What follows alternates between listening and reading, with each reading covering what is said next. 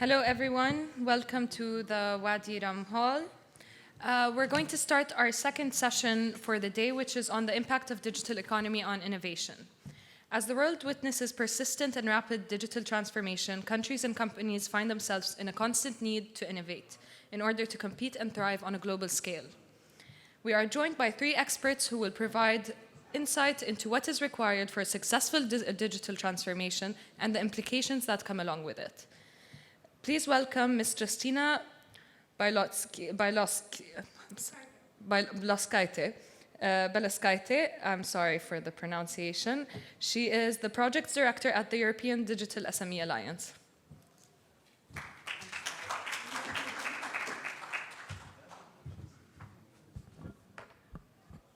Thank you. May I have my slides? Yes. Thank you very much, first of all, to InTouch for invitation and for opportunity to be here. It's very much of my pleasure. And today I want to speak a little bit about something we all know about innovation.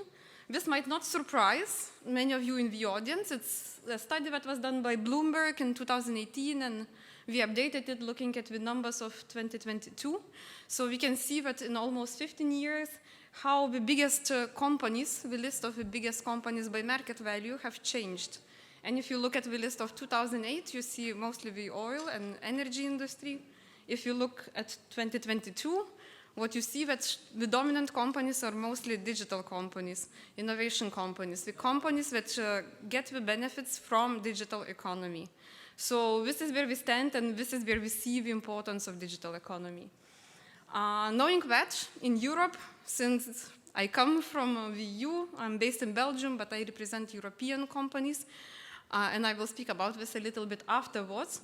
We have set the digital decade targets, exactly for the reason that we understood the value and the need to proceed with data economy and to strengthen our companies in this regard. So you can see these are just some of the targets. There are a few more related to connectivity. But I think these are interesting because what we try to achieve is that uptake of the most advanced digital technologies would reach 75% of EU companies that would actively use cloud, AI, and big data, which is not just setting up a website, because that's not digitalization, right? This is to really uptake the high technologies in order to be innovative.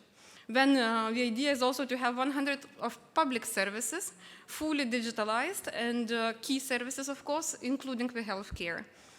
Also, we aim to have 2 times more EU-born startups, because now we are lagging behind.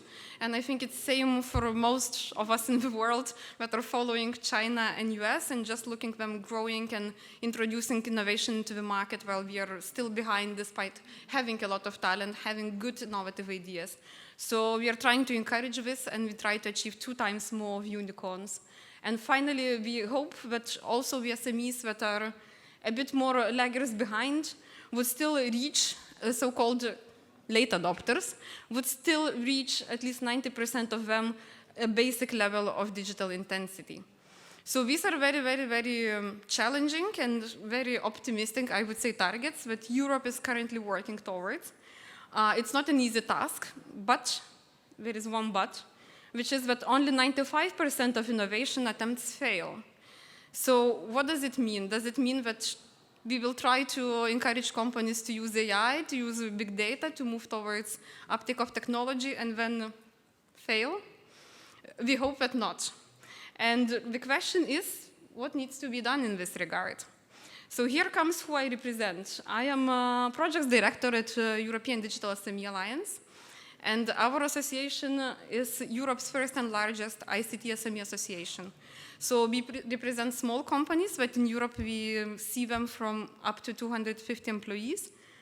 And our members are in 30 countries across EU and beyond, in wider understanding of Europe, so including Eastern Partnership and Western Balkan region. And altogether, our members represent around 45,000 of ICT SMEs. So when we speak of what needs to be done, since our companies are the ones already introducing innovation, but the question is how to make sure that the solutions that these companies provide are actually used by more traditional SMEs. What has to be done so that the most innovative technology would be actually used in more traditional sectors? that it would be successful and all this transition would be successful. And this is a question that is really hard to answer when you represent companies that are different companies, cyber companies, AI companies, big data companies, right? Also, we are not a research institute, and I know that there are a lot of economic studies, case studies, and so on and so forth to say what to do so that innovation does not fail. So it was a difficult task, but I tried to reduce it to 3 main points. First of them being skills development. And here we know that 3 out of 4 global executives believe that lack of skills is one of the main barriers and one of the biggest issues for them to innovate. At the same time, 64% of them say it restricts their ability to innovate. So skills development is the first thing, and we know that there are a lot of different and interesting initiatives also by InTouch here in Jordan to make sure that skills development is happening, that it is covering all different areas and there is no lack of ICT professionals. In Europe, we have a lack of at least 2 million professionals that currently are needed in the labor market, and we don't have them. So skills development is the first point that we need to introduce and to make sure that it's not only ICT companies that have professionals able to work with ICT technologies. These have to be also more and more increasingly companies in more traditional sectors.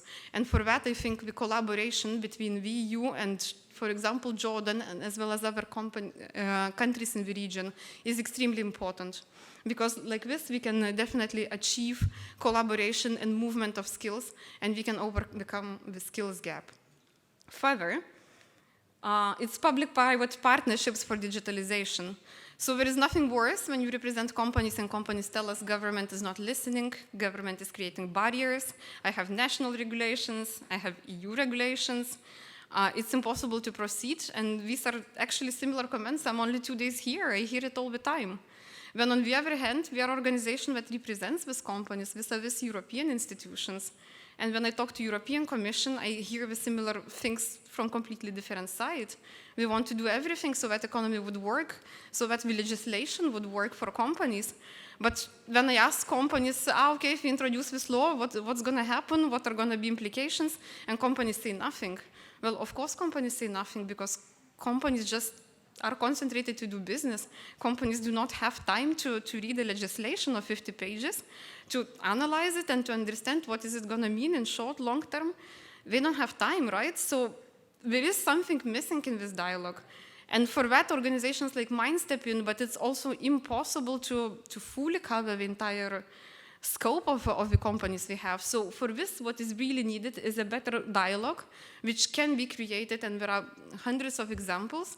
For example, in Europe, we have a really successful European cybersecurity organization, which is a public-private partnership that allowed governments, European Commission, industry, and academia to come together for a dialogue and produce legislations that are actually favoring the companies, favoring the industry, and making both public and private sector more cyber secure. So as such, we call for more collaboration and for possibility to establish such partnerships for digitalization of companies and economy. We are trying to and aiming to at the moment to create something like this in Europe on European level, but we believe that there would be a big benefit for different countries and different regions in the world to also follow this pathway. I see there are pictures, and if you could later send it to me, I will come to you, thanks. And finally, the third and very important point as well. The best innovators use open collaboration 77% of time. So this is something what is, has been very studied by Gartner. And for that, we believe that open collaboration is really important. And international alliance is something where we should be working towards. It's my pleasure to already be here and collaborate with InTouch, as well as many other partners that I have met before, and especially now during the conference. But we believe what is needed. We are a successful example, our organization that has now together 45,000 companies in Europe. It's a successful example in Europe. What is needed is to scale and to make sure that we can find some kind of ways to collaborate and create these alliances beyond Europe, to make sure that we can work with other regions. And I hope that me being here today and you being here and listening to this today could have some thought on that. And hopefully we can come out of these few days or from the future discussions with idea of how what is being done, we could scale it on international level and make sure that this is possible and approachable to the companies.